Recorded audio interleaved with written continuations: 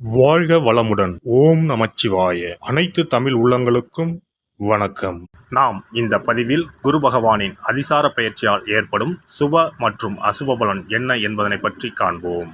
கடந்த மே மாதம் 14ஆம் தேதி குரு பகவான் ரிஷபராசியில் இருந்து மிதுன ராசிக்கு பெயர்ச்சி அடைந்தார். சனி பெயர்ச்சிக்கு அடுத்தபடியாக ஜோதிடத்தில் மிகவும் சக்தி வாய்ந்தது குரு பெயர்ச்சி ஆகும்.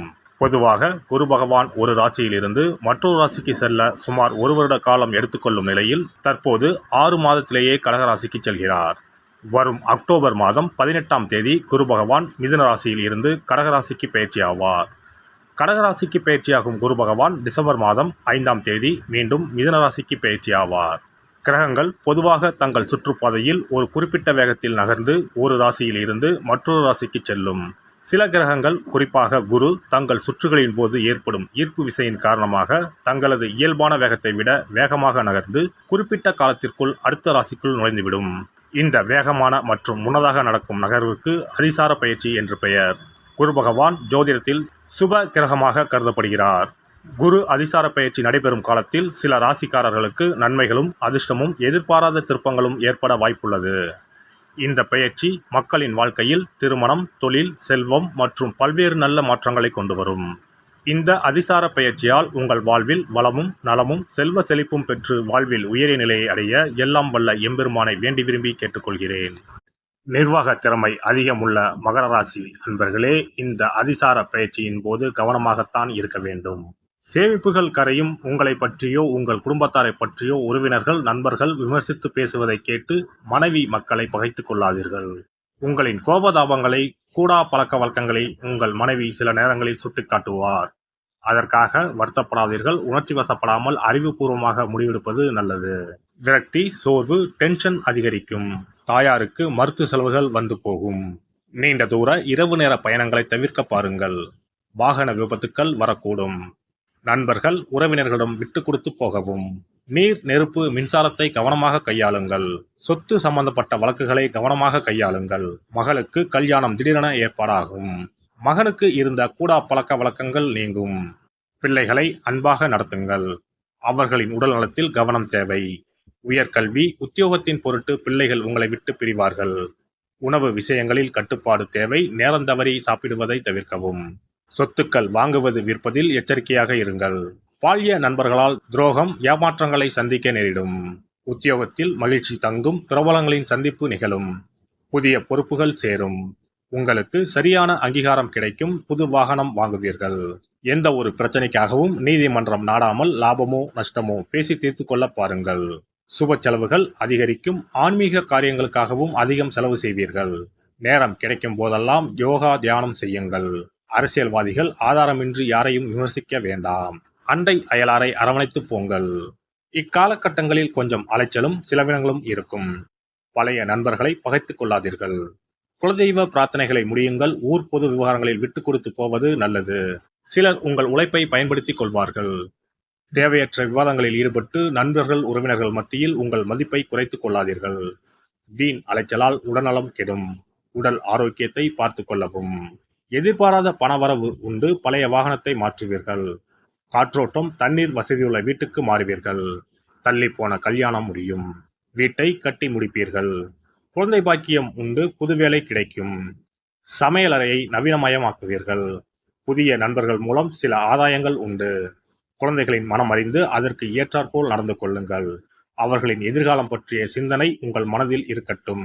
அவர்கள் விரும்பும் படிப்பிலேயே அவர்களை சேர்க்கவும். நீண்ட நாட்களாக பேசாமல் இருந்த உறவினர்கள் உங்களிடம் வலிய வந்து பேசுவார்கள். பழையபடி உறவினர்களுடன் பேசி மகிழ்ச்சியாக இருக்க முயற்சி செய்யவும். பழைய பகையை மனதில் நினைத்துக் கொண்டிருக்க வேண்டாம். குற்றம் பார்க்கின் சுற்றம் இல்லை. மின்னணு, மின்சார சாதனங்களை கவனமாக கையாளுங்கள். கர்ப்பிணி பெண்கள் மருத்துவரின் ஆலோசனையின்றி எந்த மருந்தையும் உட்கொள்ள வேண்டாம். பிள்ளைகளால் அலைச்சல் செலவுகள் இருக்கும். மகளின் திருமண விஷயத்தில் கவனமுடன் இருக்கவும். வீடு, வாகன பராமரிப்பு செலவுகள் அதிகரிக்கும்.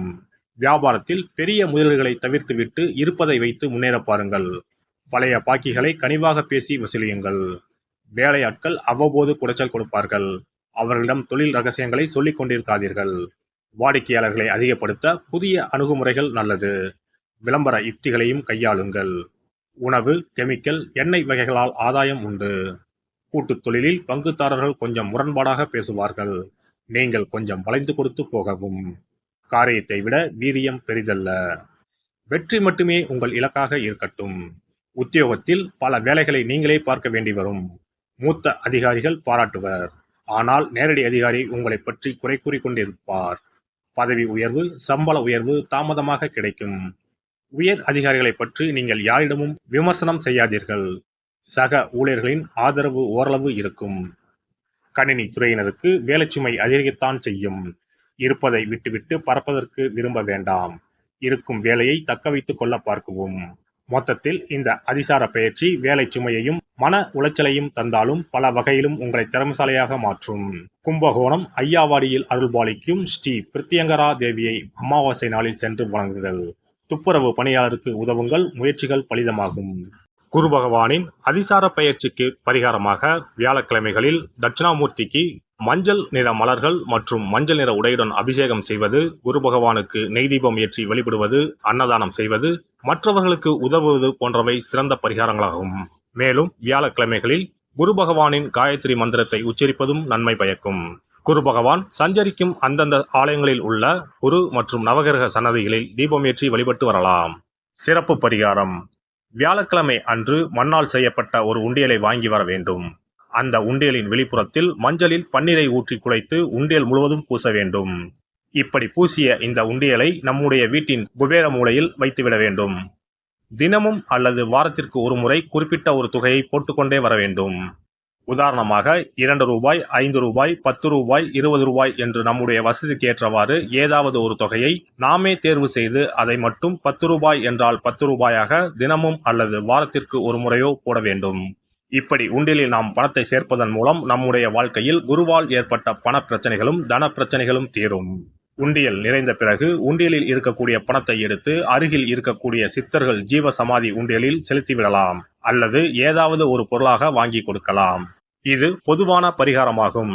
உங்கள் ராசிக்குரிய அதிசார பயிற்சி பலன்களை அறிந்து அதற்கு ஏற்ற பரிகாரங்களை ஒரு அனுபவமிக்க ஜோதிடரின் ஆலோசனையின்படி செய்வது நல்லது.